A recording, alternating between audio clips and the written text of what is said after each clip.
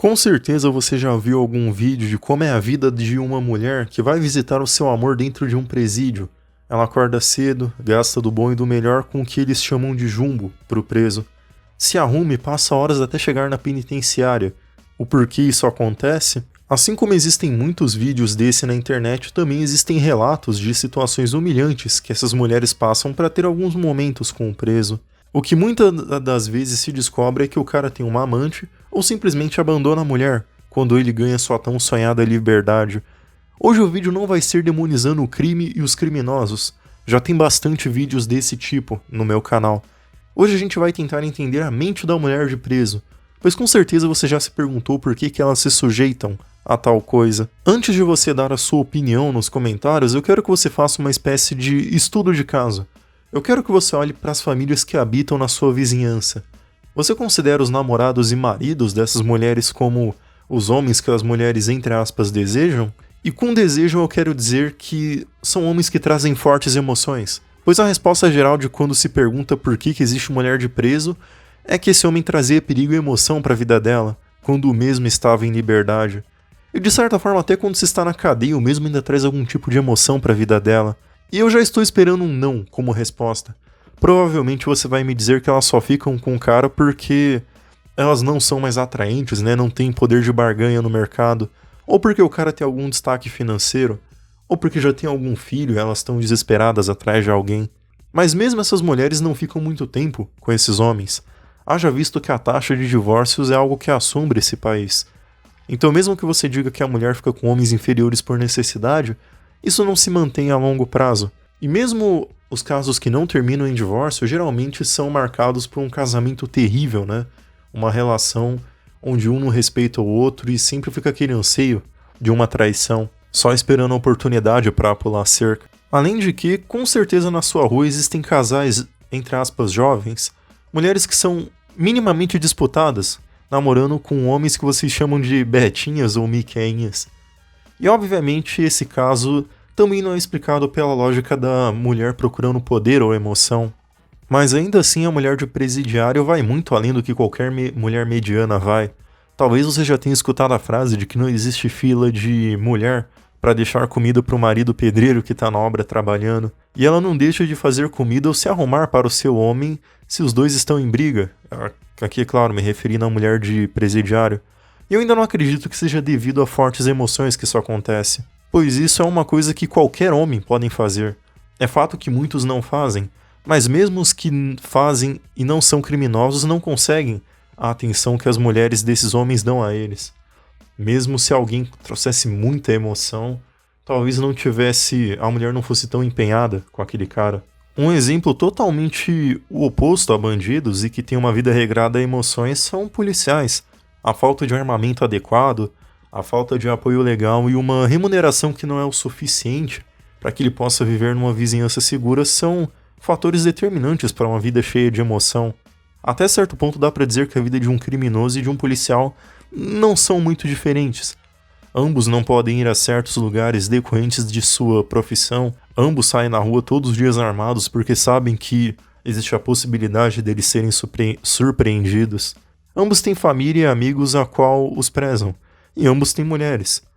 E agora que eu não consegui te convencer, mas eu pelo menos te expliquei o porquê que eu não acredito que é a emoção que se tem para conquistar mulher, pelo menos não no caso citado, chegou a hora de eu explicar por que certas mulheres abraçam tanto a vida ao lado de bandidos, de criminosos. Se você já viu algum mega criminoso como um chefe de facção criminosa ou um alto membro de uma guerrilha, você nota um padrão nas palavras deles. Os mesmos não se enxergam como criminosos. Para todo mundo, um bandido é alguém que faz o mal. Mas para o próprio bandido, o mesmo enxerga a palavra criminoso como um revolucionário. Alguém que está trabalhando para mudar o sistema, eu diria. E que em último caso só não é chamado de herói porque o jornal que dá o nome das pessoas não trabalha para ele. Se você ler o livro 400 contra 1, que foi escrito por ninguém menos do que o criador do Comando Vermelho, você descobre que os próprios grupos de terrorismo urbano e organizações criminosas têm raízes marxistas. O mesmo alega em seu próprio livro que ele lia O Capital e que as ideias de Karl Marx eram difundidas dentro dos presídios. Toda vez que ele se referia à população em seu livro, ele citava como alguém conivente com a situação atual, onde se oprime bandidos. E como dito anteriormente, bandido é só um nome para assustar a população. E que em último caso eles seriam claramente descartáveis quando eles atrapalhassem a causa. Vamos assim dizer, cara. Se fosse depender só da massa que trabalha, da massa que nunca roubou um centavo de ninguém, as coisas não iam mudar, sabe? Essa é a visão que um criminoso, principalmente aqueles que acabam sendo marcados na história, tem, no geral. E mesmo que o que eu disse aqui pareça um absurdo, né? Um criminoso ser tratado como alguém revolucionário, alguém que está fazendo o bem, mudando o sistema, essa ideia tomou a mente de muitas pessoas, principalmente em comunidades mais carentes, né? Onde a gente sabe que tem uma ideia de existe uma criminalidade muito alta.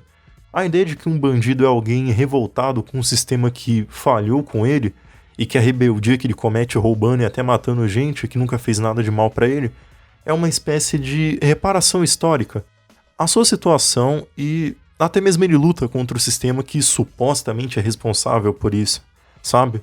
Quando um criminoso dá um tiro na cara de um trabalhador por causa de um celular, ele tá, entre aspas, exigindo, ele tá reivindicando os direitos dele, sabe? O que eu acabei de te explicar é difundido em novelas de televisão, livros da literatura brasileira, universidades e academias de direito, e é claro em toda a mídia e jornalismo popular. Então é óbvio que se você fizer isso por décadas, você cria um ambiente favorável ao louvor de criminosos.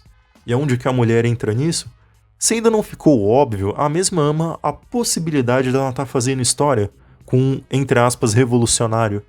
Eu ouvi uma vez que a mulher não gosta necessariamente de você, mas sim do seu estilo de vida. E que isso supostamente explica por que por trás de grandes nomes que fizeram história, se encontram mulheres que fizeram o inimaginável por esses homens. Quando uma mulher dessas fica do lado de um marginal empinando moto e tentando fugir da polícia, ela sente como naquelas letras de rap, onde o criminoso vence o sistema e com isso ele vai mudando a sociedade.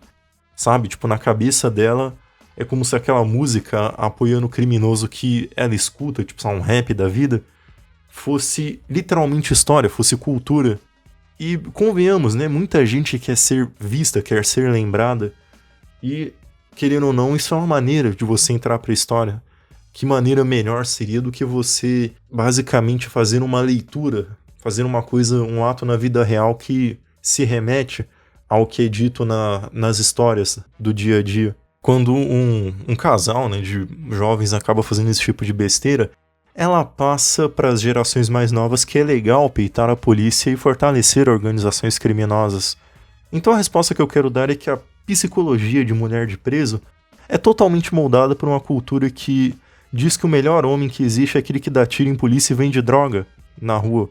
Quando ela vai visitar o preso dela na cadeia, é como se ela estivesse indo visitar por exemplo, um dissidente político, sabe? Alguém que peitou um sistema, levando literalmente para uma maneira grosseira, mas que é de forma que você consiga entender o que eu tô falando.